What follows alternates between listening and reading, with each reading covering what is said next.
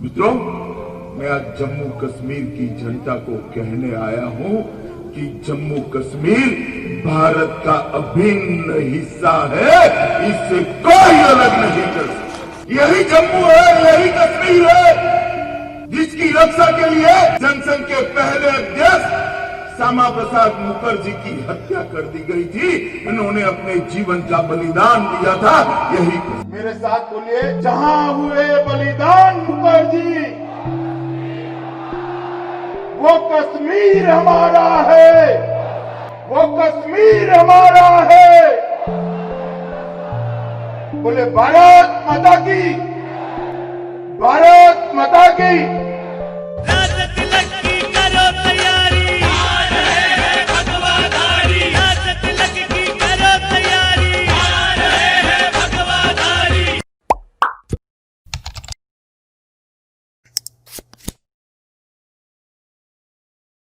Sir, ये कश्मीर आप कहते कि अंदरूनी मामला है, लेकिन आप भी यूनाइटेड नेशंस की मॉनिटरिंग लोग करते हैं। वहाँ यूनाइटेड नेशन मॉनिटरिंग करते हैं 1948 से, तो कैसे ये बोलने दीजिए ना साहब, इतना स्पष्ट कर दे कि कांग्रेस पार्टी का स्टैंड है कि कश्मीर यूनाइटेड नेशन मॉनिटर कर सकता है। स्पष्ट कर दे कि कश्मीर को यूनाइटेड नेशन मॉनिटर कर सकता। आपने अभी कहा, मैं ये बात रिकॉर्ड पर रखना चाहता हूँ कि जब मैं सदन में जब जम्मू एंड कश्मीर राज्य बोला हूँ, तब पाक ऑक्यूपाई कश्मीर और अक्साई चीन दोनों इसका हिस्सा है।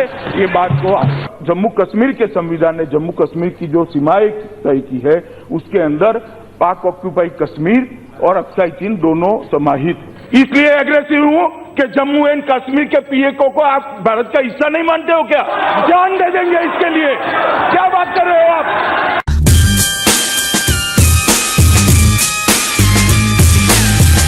मैं सोच रही हूँ कि क्या करूँ। कारण ऐसा है, इट्स नॉट फन, क्योंकि आप कितने असंवेदनशील है और कितने जल्दी में है। ये पार्लियामेंट है, शांति रखो। की गर्ज ऐसी है कि मेरा सीट नंबर 462 है और 461 में माननीय श्री फारूक अब्दुल्ला जी बैठते हैं और वो जम्मू कश्मीर से चुन के आए हैं और उनकी आवाज ही आज सुनाई नहीं दे रही है। एक्चुअली आप मुझे पूछे तो ये हमेशा हिस्ट्री में एक अधूरा डिबेट रहेगा। वो अवगत कराना चाहता हूँ, फारूक अब्दुल्ला जी को ना डिटेन किया गया है, ना अरेस्ट किया गया है, अपनी मर्जी से अपने घर पर। बहुत सारे सदस्य कह रहे हैं फारूक साहब नहीं है, इसका दुख है, नहीं है। फारूक साहब है और अपने घर में है, स्वतंत्र है। वो यहाँ आना नहीं चाहते तो मैं जबरदस्ती नहीं ला सकता।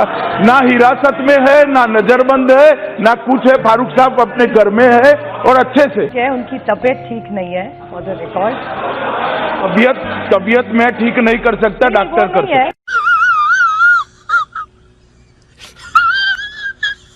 With democratically elected political leaders, including 2 former MPs, 2 former CMs of the state, Omar Abdullah and Mehbooba Mufti, under arrest. अबे साले, मैंने 3 बार क्लियर किया, मगर बार बार ऑपोजिशन ने मुद्दा कह रहा है फारूक अब्दुल्ला जी अपने घर में है, ना हाउस अरेस्ट है, ना डिटेंशन में है, तबीयत भी अच्छी है और मौज मस्ती में है। आप जरा बात कर, बाहर जाने को इजाजत नहीं दे रहे आप लोग। मैं रिकॉर्ड पर स्पष्टता करता हूँ, वो हाउस अरेस्ट में नहीं है। उनको नहीं आना है तो गन कनपट्टी पर रखकर बाहर नहीं ला सकते।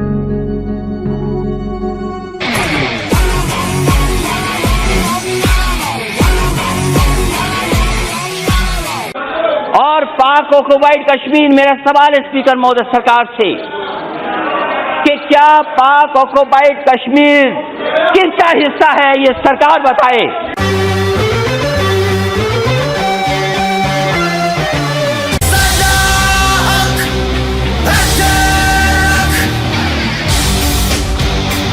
बंगाल के साथ आखिर क्या हो रहा है? बंगाल, ममता बनर्जी कहती है कि, और आपका नाम लेकर कह रही हैं आज, वो कहती है कि केंद्र ज्यादा जरूरत से ज्यादा दखल अंदाजी कर रहा है, हम निशाने पे है केंद्र सरकार के। और ये भी बोला, अंग्रेजी में कहा, if you think West Bengal can not do the job, why don't you handle the corona crisis yourself. Bengal के साथ टेंशन क्या है, इशू क्या है एग्जैक्टली? और ट्रेन को लेकर भी बहुत अप डाउन हो गया, प्रॉब्लम क्या है बंगाल के साथ? बंगाल और केंद्र के बीच में हो क्या रहा है? नहीं, देखिए, हमारा प्रयास है पूरे देश की तरह वहां पर भी लड़ाई को अच्छे से लड़ा जाए। अब दीदी बुरा मान जाती है, क्यों? मुझे कुछ ज्यादा ही स्नेह करती है तो मेरे नाम से बोलती है। उनको लगता है कि शायद ऐसा करने से वो चुनाव जीत जाएगी।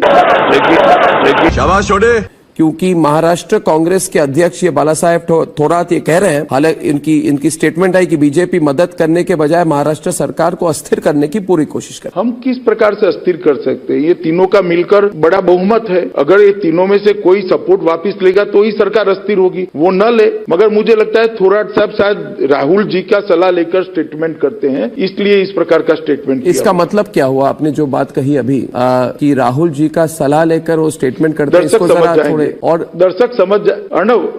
अर्णव दर्शक समझ जाएंगे। म्यूजिक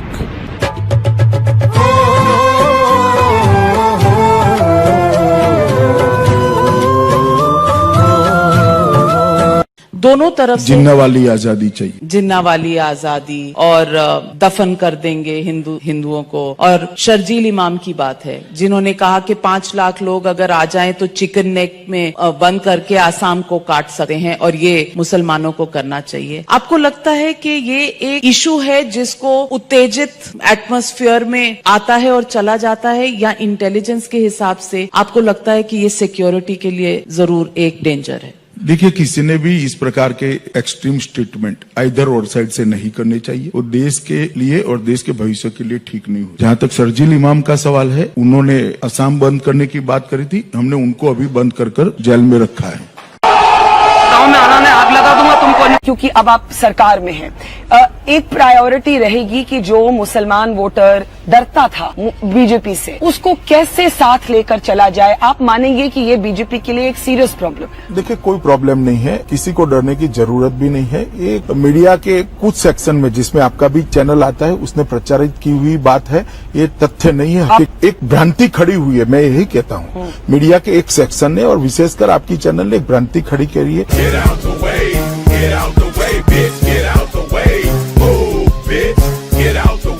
एनपीआर में आपने जो नए नॉर्म्स लाए हैं, मैं वहीं आना चाहता हूं। ऐसा है 4 लोग सवाल करेंगे, इसलिए देश का विकास और देश का प्लानिंग रुक जाएगा क्या? जनगणना हर साल 10 साल के बाद होती है। इस साल भी 10 साल के बाद हुई है। पहले 11 में हुई थी, इस बार 21 में होनी है। एनपीआर भी 10 साल पहले हुआ था, अब 10 साल के बाद होना है। ये कोई नई बात नहीं है, कांग्रेस ने बार बार किया है। अमित भाई, ये जान के अच्छा लगा कि आपको पाकिस्तान, अफगानिस्तान, बांग्लादेश की माइनॉरिटीज की चिंता है, पर हमारे देश की माइनॉरिटी, उनकी चिंता क्यों नहीं है? क्यों वो सड़कों पर बैठे हुए हैं? क्यों दिल्ली में 20 दिन से प्रोटेस्ट चल रहे हैं? क्यों उत्तर प्रदेश में? क्योंकि वो गुमराह है। ऐसा है, मैं आपको बताता हूँ। माइनॉरिटी को इसलिए चिंता करने की जरूरत नहीं है। पाकिस्तान में जब देश आजाद हुआ 30% माइनॉरिटी थी, 3% रह गई है, इसलिए चिंता करने का सवाल है। यहाँ प्रतिशत बढ़ा है, कम नहीं हुआ है। अगर प्रताड़ना होती है तो कन्वर्जन होता है, तो प्रतिशत कम होता है। नहीं, मैं अभी कह देता हूँ, सीएए में कोई प्रोविजन ऐसा नहीं है जिसके कारण किसी की नागरिकता जाएगी। पर अमित भाई, ये बयान आए बीजेपी के बड़े नेताओं की तरफ से कि इसमें कुछ शरारती तत्व हैं। पीएफआई का नाम आया, जो सिमी का नया रूप है। क्या देश के गृह मंत्री होने के नाते पूछ रहा हूँ, नहीं, क्या पीएफआई पर बंदिश की तैयारी चल रही है? देखिए, देश के गृह मंत्री नाते मैं जिस पर भी बंदिश लगानी है, वो लगाने से पहले कभी आपको नहीं बताऊंगा, क्योंकि मैं कांग्रेस का गृह मंत्री नहीं हूँ, भारतीय जनता पार्टी का।